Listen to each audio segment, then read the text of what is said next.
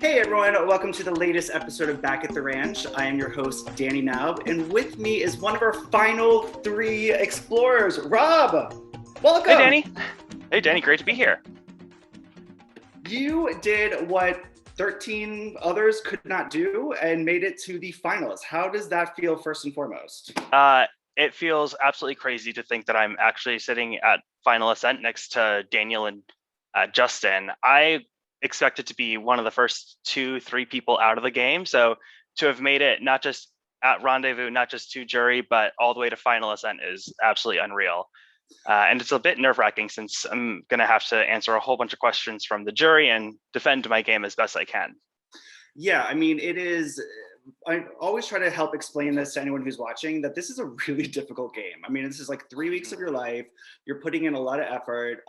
There's twists, there's turns, there's compasses, there's swaps. And to get anywhere near the end is a huge accomplishment. And a lot of people aim for the rendezvous, which is our merge, which is usually, sort of a big milestone. But yeah, final three, baby. So I know. before we jump into going back to the beginning, I have some quick fire questions for you that only myself were probably interested in hearing about. Okay, let's hear it. This is my show. So, what is your favorite Housewife franchise? New York, What is your favorite season of New York? season 3, Scary Island. Oh, that was a good one. Okay, who's your favorite housewife on New York? Sonia. Wasn't Has to be Sonia. Sonia? Okay. Yeah. And because I like Beverly Hills, what's your favorite Beverly Hills season? Lisa Rinna. Oh, sorry. Season would be number 5 when they go to Amsterdam. And Lisa Rinna has the "Don't you dare talk about the husband" speech at the dinner. Oof. Has to be. Beast. How dare you? And what would be your housewife tagline? I don't know if I have a good Housewives tagline. I know. I feel like I should. I've watched so much of it, but I would just be a friend of who's just happy to be there along for the ride and stirring up drama everywhere I go. I still, a former coworker of mine had like the best tagline, and I use it every time someone asks me that, and that is, "I live the glamorous life, paycheck to paycheck." I don't know. I like that one. That's a great one. I love that. It's aspirational but realistic. Exactly. So the fact that probably no one cares about that. So let's go into the. So obviously we're all Survivor fans. Otherwise, we probably wouldn't be playing a game like this. So talk to me just about being surprised that Janet and Ethan signed on to be team captains this time, and that Janet chose you. It was a bit wild that, seeing Janet and Ethan. Obviously, I just done a huge rewatch of all 40 seasons. Not obviously, but during quarantine, I had nothing else to do. So I watched all 40 seasons and got a big refresh of Ethan and his time in Africa, Winners at War, and All Stars. And seeing Janet kind of masterfully handle everything that happened on Island of the Idols was wild. So being able to actually see and talk with both of them at different times in the game was a bit crazy. And I was definitely in shock when we had our first technical snafu on day 0 and saw Janet appear magically in the Zoom call with everyone else. I'm around the surprise a little bit. It was a little teaser. Yeah, right. So in the early part of the game, Team Janet had it pretty well. You guys won the first 2 challenges. So just talk to me a little bit about those first few days in the early dynamics. Were you gelling with anybody? Is this when you sort of started to align with people? Just talk to me about those early days. The early days were when I started to really gel with Daniel and hadn't really had the opportunity to talk one-on-one with Maddie yet. Of course, Daniel, Maddie, and I became a pretty tight final 3 alliance in the later part of the game. But when we didn't have to go to Crossroads, no one was splitting up to go into any of the other rooms. We were all pretty much just sitting in our shelter, kind of staying in one big buddy system on steroids. So no one was really off making any final deals or secret alliances at that stage. And we knew because we saw absolutely where everyone was, which was on the square immediately to the left, up, south, right of us. No, I mean, that makes sense. And, going into the first time that your party loses, correct me if I'm wrong, but talking to a few of your other castmates, it felt like it was a sort of easy decision that I think Dakota slipped up and messaged Jared something that everyone thought was against the rules. And I think that was sort of an easy decision. Is that kind of what you were feeling as well? It's definitely what I was feeling. At the beginning of that day, Jared showed up at the camp and told us everything that happened. He said, Dakota messaged me. I have reported it to the mods. And once we lost, it seemed like, well, if there are going to be penalty votes against Dakota for this, let's not try and fight it. Let's just go forward with it. We eventually learned that she was not going to be getting those penalty votes. It turned out the message that she'd sent was just a very bland hi.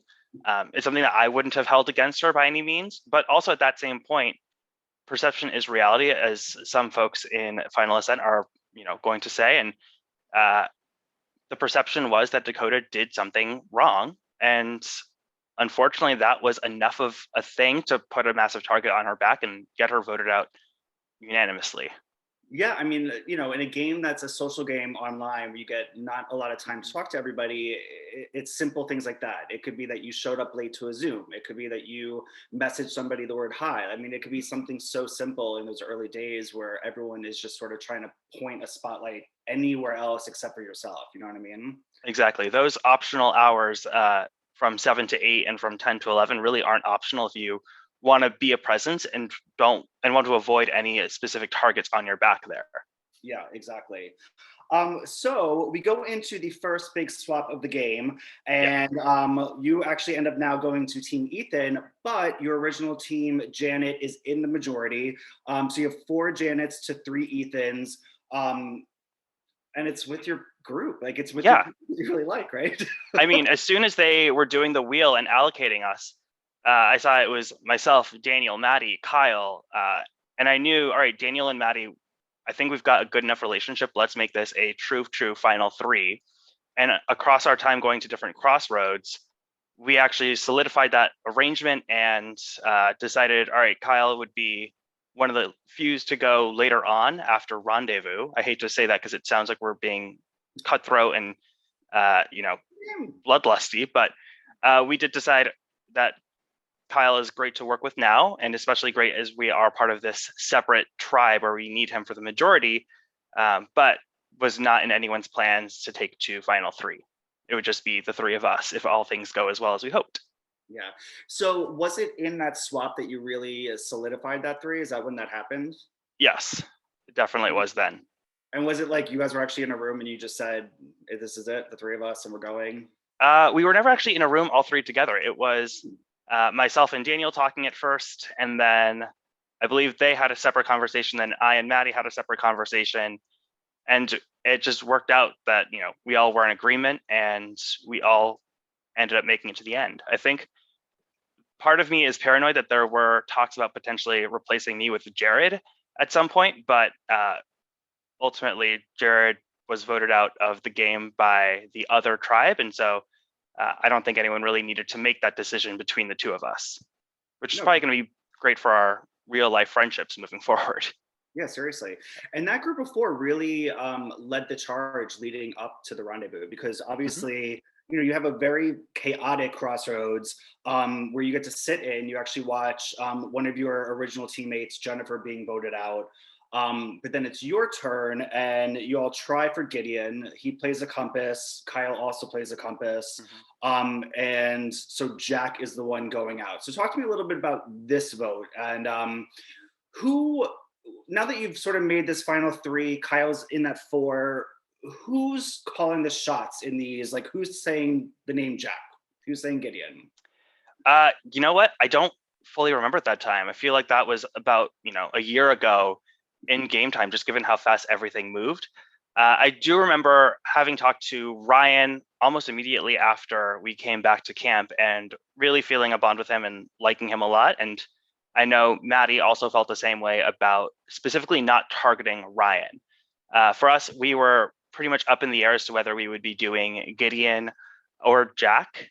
And for some reason, it was just the momentum started on Gideon. And by the time anyone heard any of the rumors of Jack being very close with Garrett on the other party, it was almost already set in motion that we would be voting Gideon out. And then, of course, his compass play saved him and enabled us to vote Jack on a second round. Also have to give credit to Kyle's compass play for saving himself. If he hadn't done that, then we wouldn't have even had the revote. It would have just been Kyle going home. So that's a huge move that Kyle had made there. And you didn't know Kyle had a compass, correct? I didn't know. Because Kyle, I think Kyle looped in Maddie, but for the most part was keeping his compass to himself, which, talking to him probably doesn't bode well with a cohesive four. I think that helps your case of like we're Mhm. gonna eventually have to get rid of this guy down the road, I would think, right? Right. I mean, for one, I knew whatever plans he was making, I wasn't involved in those conversations. And so I knew that I could not have Kyle kind of going too far. Otherwise, uh, a plan he has that doesn't involve me could end up ousting me out of the game. Luckily, there was already enough of a groundswell of support to get Kyle out. So getting him out later on wasn't super difficult, and I didn't have to twist any arms to make it happen. Yeah. Talk to me a little bit about Ryan. Like I Yeah. love Ryan so much, and I really Who enjoy talking doesn't love to him. Ryan?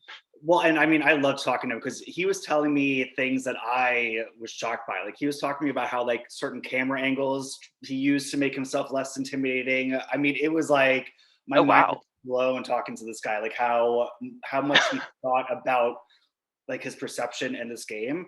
But it felt like around this time that your side of the house were really banking on him joining you and flipping and joining your numbers, especially because you knew that Gideon, who you just voted out, actually just went to the other party. Right.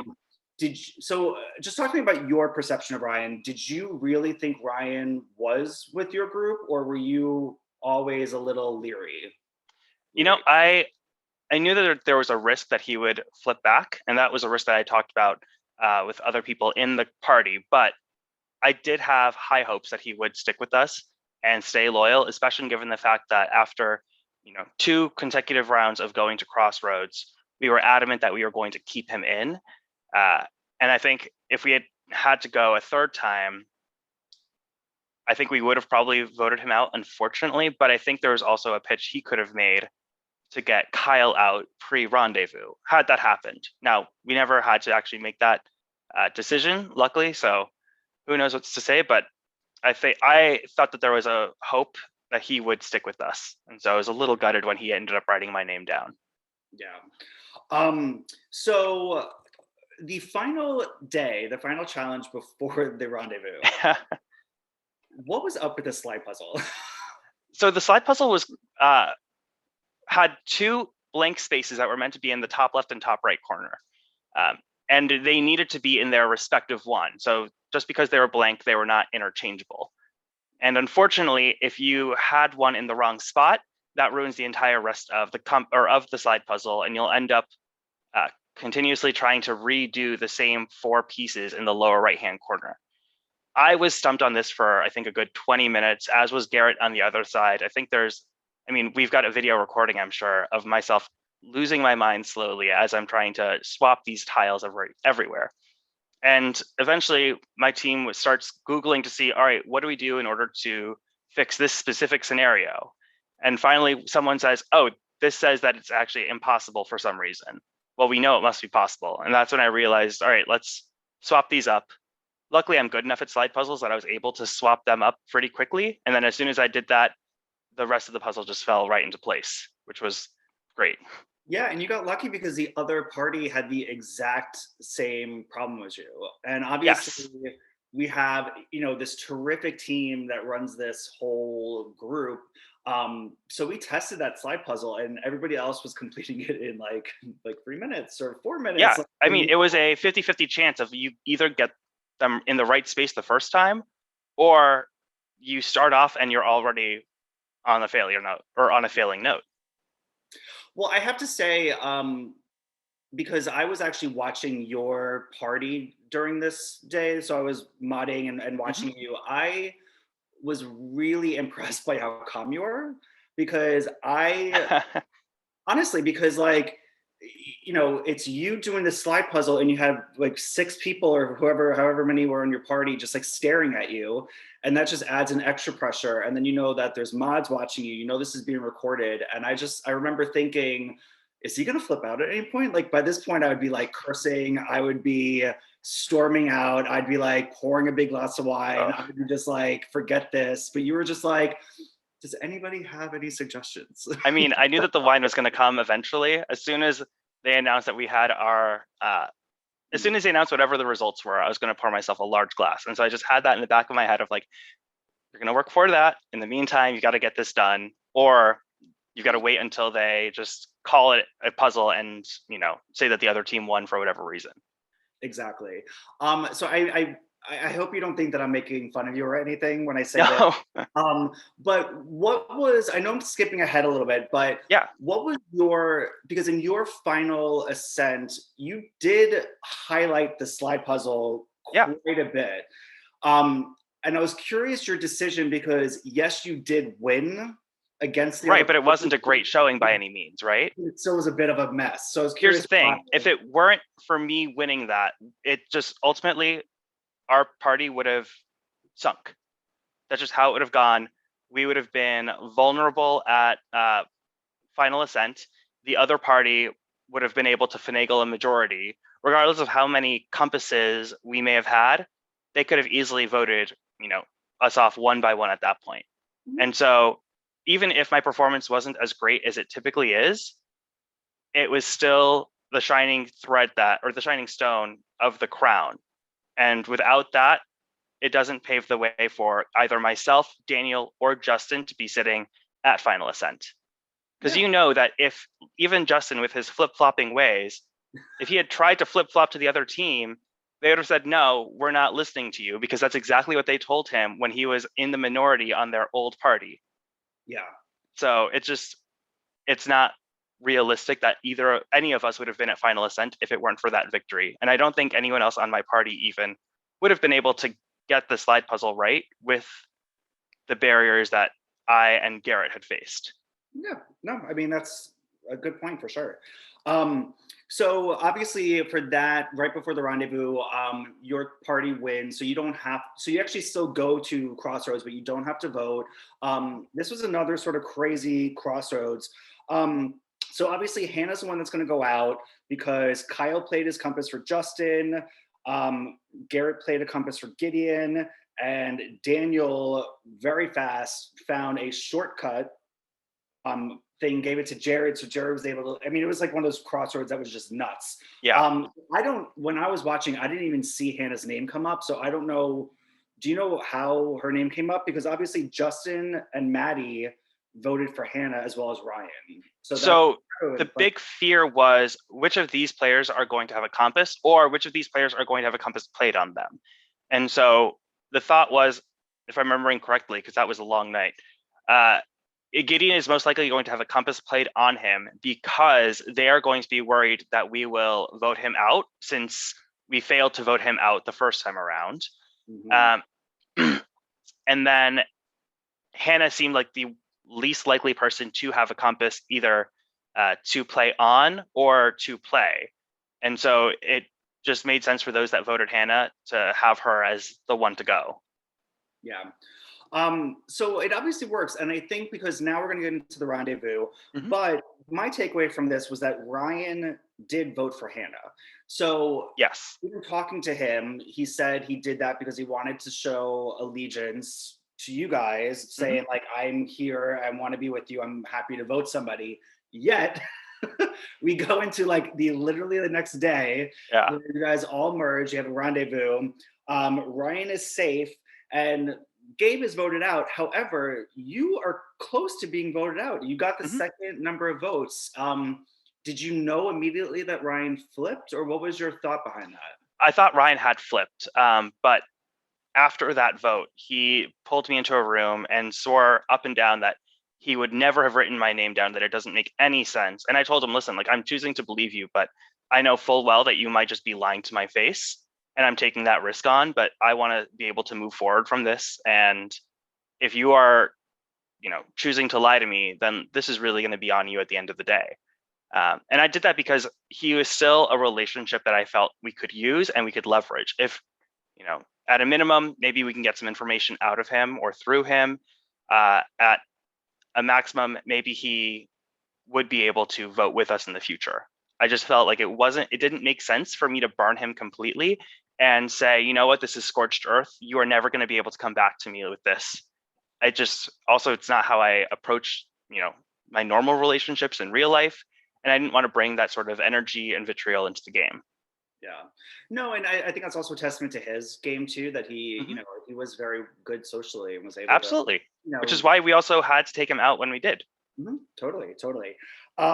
So going into superlatives, which is always the opportunity for us to really spice up the game and get everyone to really talk about how they're feeling. Um, you are voted paranoid and stressed. Now, Yes, listening to your final ascent, you said that those were sort of characteristics that you really sort of exaggerated a little absolutely. bit. So I wrote those names for myself actually in the superlatives. so just talk to me about that strategy of trying to play being super paranoid and super stressed. So there is an archetypal winner of Survivor that is the kind of macho, confident person. That person is always viewed as a threat as the game progresses. And I wanted to see, all right, is there a way for me to minimize that potential threat level on myself by doing these little things? So, talking in every crossroads about how I'm feeling like I'm vulnerable and it could be me going home, even though I know full well it's either going to be Jack or Gideon or Ryan, making those kind of assumptions that I'm either not in a majority alliance that would vote with me, or that I am paranoid, kind of bucks that archetype off a little bit and makes me less of a threat. Now the downside is, did I go too far with that? Probably, because I think eventually people realize, you know what, Rob's going to make it to the end and he's going to have zero chance at winning because he was just a goat who was scared and played safe moves for his game. When instead I was portraying myself to be a goat so that people wouldn't think of me as the one to vote out, even though I was literally in a majority alliance helping direct where votes should go. Yeah, I mean, I'm someone that doesn't believe in the term goat. I think getting to the end is a really difficult task. And I think that there's a lot of different ways to get there. And one thing I have zero patience for are people that pick at other contestants that are like, that person doesn't deserve to win, or that person doesn't deserve I the finals. Cause I'm like, got quite a few of that on Final Ascent, I'm sure. you're Yeah. like, this is the guy who got fifth place. You're like, calm down. Like I'm at the end. Like, bye. I hate that. Yeah.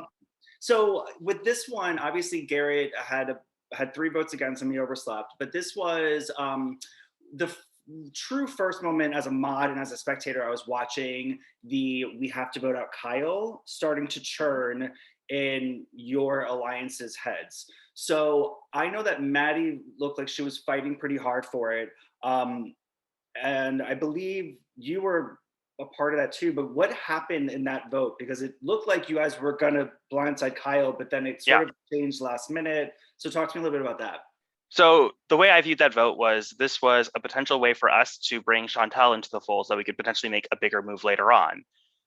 Getting Kyle out at this point would have made our numbers worse, which would have then been helpful for us to kind of make a different move with regards to our alliance and maybe end up with a different final three. That's maybe not me, Daniel, and Maddie, but some other composition. I'm not sure yet, but I thought of this as a stepping stone so that we can have a little bit more of a shakeup in the game. Uh, Also, I knew that there was not a lot of pro Kyle sentiment in the party, so I figured it would be an easy vote to get around, even if we're trying to overcome those 3 penalty votes on Garrett.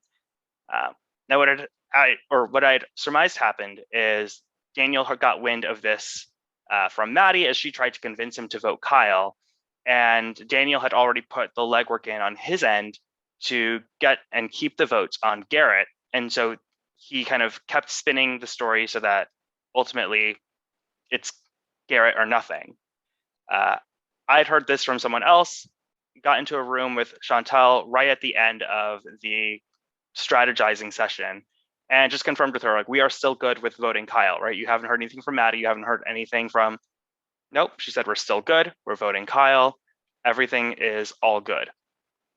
And then I believe it's maybe me, Chantal, and I forget if it was one other person or if it was just the two of us It was just so just the two of us with Kyle votes in our hands, looking like fools on the outside of our alliance. And that to me was, I felt like this was a missed opportunity for us to kind of make a big move earlier on, which also would have made it a bit more fun in terms of looking to see how these two alliances that are maybe now a bit more evenly matched, how they duke it out for the rest of the season. Otherwise, it would have just been a clean sweep, which is fine, but it's easy. Yeah, no, I mean it's interesting because I guess my question to you is you and Chantel vote for Kyle. So you were on the outs a little bit of what your alliance ended up doing. Mm-hmm. Was there any part of you that thought maybe this alliance isn't for me? Maybe if I'm not being told something, or like, should I find different avenues? Was there anything like that, or did you just think it was sort of a mistake? It's so weird because I feel like I've been portraying myself as that paranoid person who probably would be thinking that, but that didn't cross my mind at all. My first thought was just like, you know what? We don't have enough time to talk about this stuff. We only have an hour to strategize in between when the challenge ends and when we have to report to Crossroads. And so I just assumed that no one had the time to, get in touch with me since things were just moving so fast. So Yeah, yeah, it's interesting because I guess now hearing that from you, I do feel like if you guys voted out Kyle that time, I think you're correct. I think that the everyone would have had a little bit more of different avenues and cobwebs. It would have mhm. just been a little bit more of a mix because I feel like you guys might have lost Chantel then, because I think Chantel was really mad that she. Chantel was so upset when we came back from Crossroads that night. And I tried to tell her, listen, I was right there with you. You know that I talked with you about this. And you saw that those were two ballots up there with Kyle's name. One was yours, the other one was mine. So I let her know, you've got me here. Maddie was also like, she had to apologize because she was fully aware of the quote, I don't want to say real plan, but of the new plan to keep Garrett out. Uh, and I just felt like it made us look like fools for, voting out or letting Kyle know that there was a target on his back to vote him out. Yeah. So obviously this next day, it's a sweep. You all get out Kyle. Mm-hmm. Now looking at the effects of the Kyle vote, knowing that Jared gets blindsided the next one, um, do you regret it? Do you think that it was a move done too soon? Do you think it was a move done too late? Do you think it was perfect timing? I don't regret the Kyle vote. I think Kyle's a great guy. I think he's a really strong player. And ultimately, that's why I felt that we did need to vote him out. If he made it all the way to final ascent, I probably would have just made my final speech all about, how Kyle's a great player and I don't deserve the win. Or if I would have given him my jury vote if I landed, in the jury with him at final ascent. So I think we need to take him out at some point. I think if anything, it was too late. Like you said, not voting him out the day before lost that trust with Chantel, regardless of how I voted with her and talked with her about it. You can't really bring that trust back when you think you're solid with someone, in this case, Chantel and Maddie, and then they kind of show you at the time when it matters most that they're not with you 100%. Yeah. So obviously in this next vote, it felt like you guys had it pretty easy. It felt like you guys were just going to storm, get to the end. Yep. But the other side's able to come together. It turns out I think Justin was really leading this charge and Yeah. this flip. It works. So they get Jared out on this vote. Watching your reaction and Maddie's reaction, it felt like this was the first time you all felt like crap. Like, like the first time you're like, oh God, something we planned didn't work. Yeah, this was definitely the first blindside of the game for us. For the other votes, even when my name was written down, at most, I had enough trust in my alliances to know that I would be the minority vote by maybe one, at least maybe two, if Ryan stayed with us. But for this one, it was crap. There's another plan that was underway that beat our plan, and we had no idea. Completely blindsided. I was in absolute shock. It was a great plan by Justin, and he was able to rally the rest of those troops all around him, which is why it was so surprising how he just immediately went back to us as soon as they became somewhat inconvenient and voted the rest of the original Team Ethans off the tribe. Yeah, I mean, it definitely. I haven't had a chance to talk to Justin yet, so I'm really curious as to his strategy behind that. So I think you nailed it. I mean, obviously, then moving forward, we have Chantel being voted out. So then the next one is crazy because you all end up going to Rocks. Yeah. Maddie is voted out via Rocks. Talk to me about that because you also spun the wheel. I mean, why were you guys so willing to go to Rocks and not maybe flip on Daniel or try a different route? So at that point, keep in mind, now we know if we're going to Rocks, Daniel's going to be immune at this round, and he has a compass to go to next round. So he's going to be in the final 4. If he or myself or Maddie, whichever one of us survives the wheel, gets to, either wins the next exemption, then that's 2 people who are able to go on through. And we also knew that Gideon and Ryan were still most likely going to be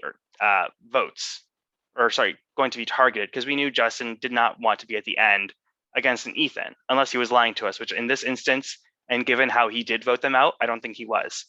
And so for me, it was if I spin the wheel and I make it through, there's a very, very, very high chance that I'll have guaranteed myself all the way to final ascent, which if you look at how it shaked out, that's exactly what happened.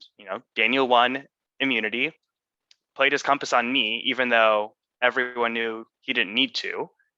And then became Gideon versus Ryan for 1 vote, and then Ryan the next, or then Gideon the next.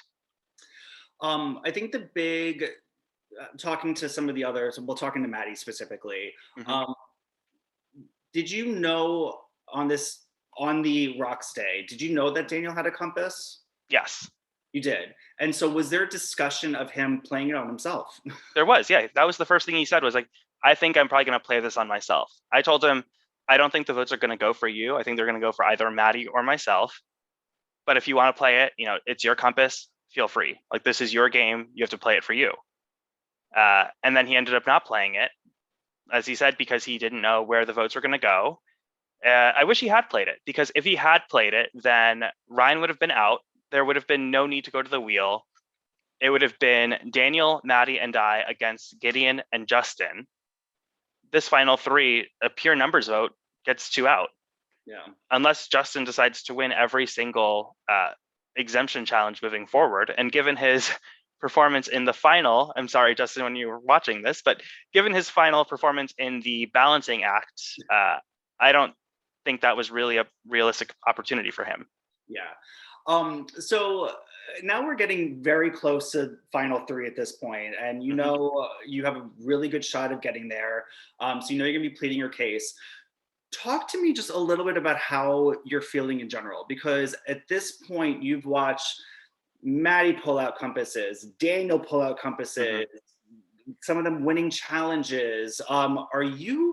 Is there any part of you that's freaking out because you're like, I don't have a challenge win, I don't have a compass find, because obviously you want a resume. So right. Just what were you kind of thinking those last few days leading up? Like, was there any part of you that thought you had to flip or do anything to make a big move? Or so the last few days leading up to it, it became really apparent. All right, you know what?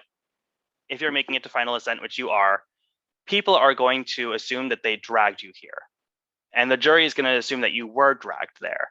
And so in my head, I started thinking about, all right, we're going to need to spin this into I did not play the flashy game. Instead, this was the exact game that I played that got me here. And that's why I relied on, highlighting those moves, such as winning that slide puzzle, which secured the path forward for my party for the rest of the game, and highlighting my allegiance and my loyalty. Some people don't value that in a survivor winner, which I respect. And, if they're on the jury, they're the ones who get to make that decision, not me. But I decided to appeal to, anyone who potentially would value the honor, allegiance, loyalty, and the commitment that I showed to my alliance in order to make a pitch for my own win. And even if it turned out that I get 0 votes, I am still proud of the game I played. I feel like I was able to do it without, I don't want to say hurting anyone's feelings, because I'm sure I did that, but without blindsiding folks and making them think that I was, their closest, bestest friend, and then voting them out with no reason or no warning. Yeah. Well, I mean, obviously, we're now talking about the final three because, like you said, you after the Rocks, you guys were in numbers, so you were Hmm. able to get out Ryan, Gideon, Boom Boom, right after another. So, just talk to me about the final ascent. You kind of already touched on what you were really highlighting, promoting about yourself. Hmm. Were there any questions or any jury members that surprised you and how they spoke to you or what they asked? Um, though, I mean, I think the one that was the most passion filled was Gideon's, just because he was the freshest one out of the game. Uh, and so there's probably still a lot of unresolved emotions for him, which I get. But also when he just flat out said, like, Rob, you're probably not getting any votes. I was like, you know what? That's fair. But it's like there's things you know, and there are things that you just like don't say. And so I was just a little disappointed by that, just because of his behavior, thinking he was better than that. But otherwise, I felt a little shocked when someone asked us to kind of insult and disparage the other two.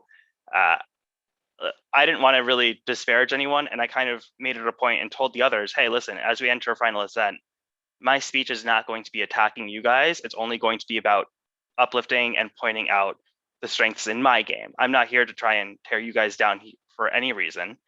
But when I was, forced to do so, it was pretty easy to point out Justin's, I'm going to call it poor jury management in his flip flopping to get to the final ascent. Um, and then Daniel was a little harder to kind of find a flaw. I think even he said he didn't have a fatal flaw in his game. Um, but there were times, such as with the Kyle vote, that I was like, you are just kind of domineering and making your own voice be the deciding voice instead of really listening to anyone else. Uh, and so that was pretty easy. I do think Daniel had underplayed my own role in the alliance, calling me just a follower who was happy to write down whatever names. I felt like I had contributed a lot during our alliance when all three of us were in the game. And so it was dismaying to hear that he did not feel the same way. Yeah, I mean, I think those are really tough questions for sure. I feel like we see this almost every single season. It's really difficult when you have such a close, tight alliance Mm-hmm. that ends up making it to the end because so many moves were group moves that it's Yeah, really difficult to say, like, who actually brought up Kyle's name? Who actually said Chantel? Because a lot of times it's just the group effort. And so I'm curious, because obviously I don't know how the votes went, but I am curious if that, like, if you guys end up splitting votes or if people don't believe, like, Daniel saying he owns something because here you are saying, like, no, Daniel, like, that was a right. group thing. Like, we did that together. But I And think I that think he said that it was him and Maddie who owned a lot of those decision points because conveniently Maddie's on the jury, and of course she's going to also say it was a group thing. And so to diminish my game like that makes sense for him to pitch for his own potential win. I just don't think it's the full truth.